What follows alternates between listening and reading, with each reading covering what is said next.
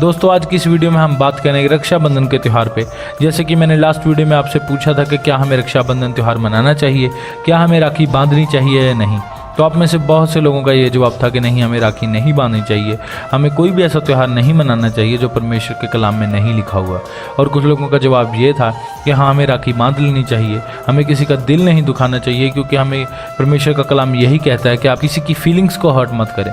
इसलिए किसी की फीलिंग्स को हर्ट करने के बजाय हम उसे राखी बंधवा सकते हैं। हम पूजा नहीं कर सकते, पर उसे राखी बंधवाने में हमें कोई इतराज नहीं। तो दोस्तों मैं जानता हूँ आप में से बहुत से लोग हमारे साथ नए जुड़े हैं, बहुत से लोग नए मसीह में आए।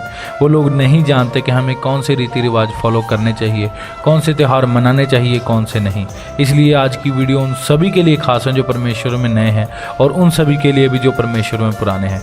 इसलिए मेरी आप सबसे रिक्वेस्ट है कि इस वीडियो को शेयर ज़रूर करें, हर एक अपने उस भाई के साथ, हर एक उस बहन के साथ जो आपके साथ टच में है, चाहे वो फेसबुक पे है, चाहे वो व्हाट्सएप पे है, या किसी भी सोशल मीडिया एप्लीकेशन पे आपके साथ लिंक में है। उनके साथ इस वीडियो को शेयर ज़रूर करें, क्या पता आपकी शेयर की हुई वीडियो किसी के जीवन को बदलने का कारण बने।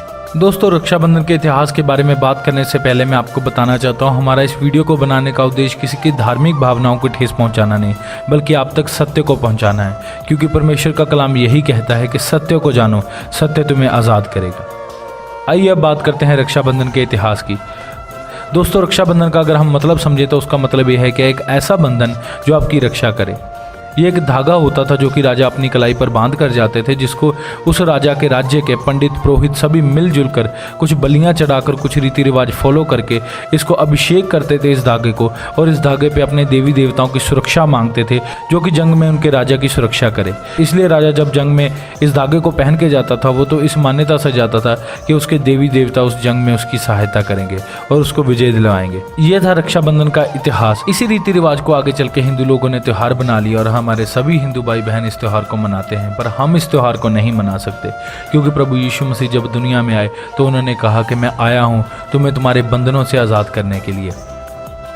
दोस्तों परमेश्वर के कलाम में लिखा है, जिस शहर का निगहबान यहोवा ना हो उस शहर के पहरेदार की रखवाली व्यर्थ है। क्योंकि हमारी सुरक्षा यहोवा से, हमारे परमेश्वर से आती है, ना कि किसी इंसान से। दोस्तों मैं एक सवाल पूछना चाहता हूँ अपने सभी मसीही भाई बहनों से जो रक्षाबंधन का त्यौहार मनाते हैं। मैं किसी अन्य जाति भाई से ये सवाल नहीं पूछना चाहता, क्योंकि उनकी धार्मिक भावनाएं इससे जुड़ी हैं। मैं अपने मसीही भाइयों से ये सवाल पूछना चाहता हूँ कि आप सचमुच में अपनी बहन की रक्षा कर सकते हैं। मैं जानता हूं कि आपका जवाब होगा नहीं, क्योंकि हम सभी जगह अपनी बहन की, अपने भाई की या अपने बच्चों की रक्षा नहीं कर सकते जब तक यहोवा उनका निगहबान ना हो।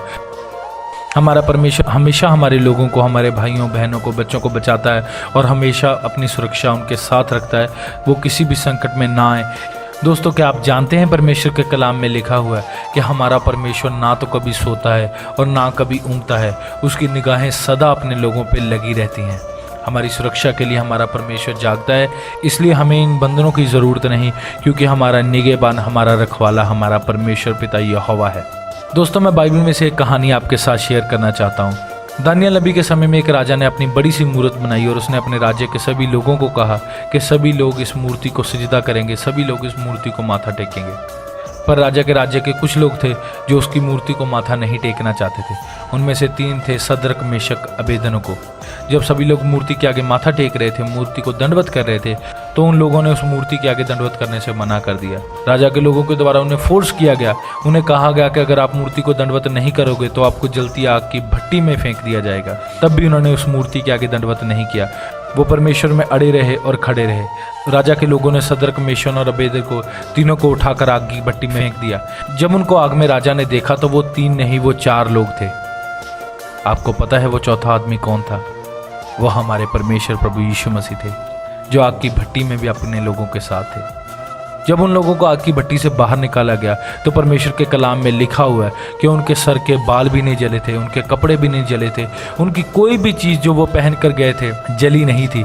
और परमेश्वर का कलाम इसे बहुत बढ़िया तरीके से डिस्क्राइब करता है कि उनमें से जलने की स्मेल भी नहीं आ रही थी।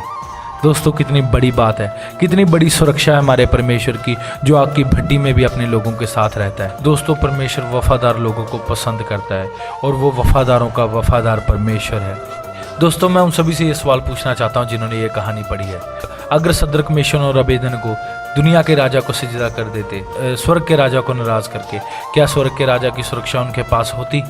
नहीं, कभी भी नहीं। वैसे ही मैं आपसे कहना चाहता हूँ, अगर आपके पास स्वर्गीय राजा की सुरक्षा है तो आपको किसी भी बंधन की, किसी भी रक्षा बंधन की ज़रूरत नहीं। हमारा परमेश्वर हमें आज़ाद करने के लिए आया इन सभी बंधनों से, इसलिए आज हमें इन बंधनों को बांधने की ज़रूरत नहीं। हमारी बहन की, हमारे भाई की, हमारे बच्चों की, हमारे आसपास के लोगों की, हमारे माँ बाप की सुरक्षा हमारे परमेश्वर से है। और हमारा परमेश्वर अपने काम को बढ़िया तरीके से करने वाला परमेश्वर है, क्योंकि वो परफेक्शन का परमेश्वर है।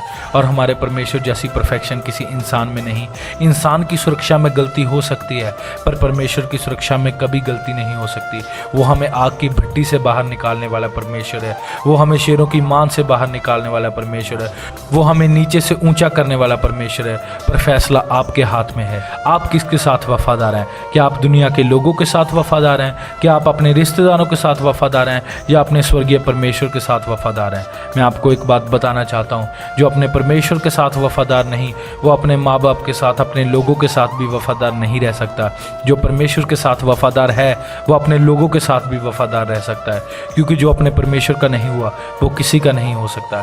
इसलिए दोस्तों, मैं आपको मोटिवेट करना चाहता हूँ, मैं आपको इनकरेज करना चाहता हूँ, परमेश्वर के कलाम को थामे रहें, वो आपको गिरने नहीं देगा। अगर आपके पास परमेश्वर का कलाम है तो उसे अपने दिल में रखें, वो आपको ऊंचे से ऊंचे लेवल में लेके जाएगा। वो वफादार की वफादारी को पसंद करने वाला परमेश्वर है। मेरा परमेश्वर सामर्थ रखता है आपको ऊंचा करने की, मेरा परमेश्वर सामर्थ रखता है आपको बढ़ाने की। दोस्तों, अब फैसला आपके हाथ में है। आप दुनिया को खुश करना चाहते हैं या स्वर्गीय परमेश्वर को खुश करना चाहते हैं? आप दुनिया के होके रहना चाहते हैं या स्वर्ग के होके रहना चाहते हैं? आप दुनिया की परवाह करते हैं या स्वर्गीय परमेश्वर की परवाह करते हैं? अगर आप स्वर्गीय परमेश्वर की परवाह करते हैं तो दुनिया आपकी परवाह करेगी। अगर आपकी नज़र में स्वर्गीय परमेश्वर मैटर करता है तो आप दुनिया के लिए